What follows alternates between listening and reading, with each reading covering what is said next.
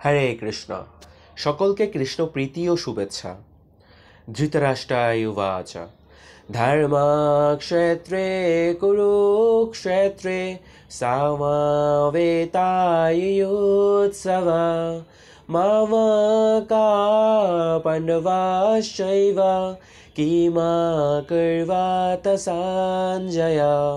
অনুবাদ: ধৃতরাষ্ট্র জিজ্ঞাসা করলেন, হে সঞ্জয়, ধর্মক্ষেত্রে যুদ্ধ করার মানসে সমবেত হয়ে আমার পুত্র এবং পাণ্ডুর পুত্রেরা তারপর কি করল?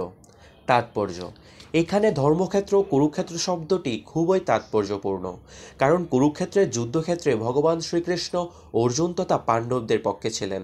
দুর্যোধন আদি কৌরবদের পিতা ধৃতরাষ্ট্র তার পুত্রদের বিজয় সম্ভাবনা সম্বন্ধে অত্যন্ত সন্দিগ্ধ হয়ে পড়েছিলেন।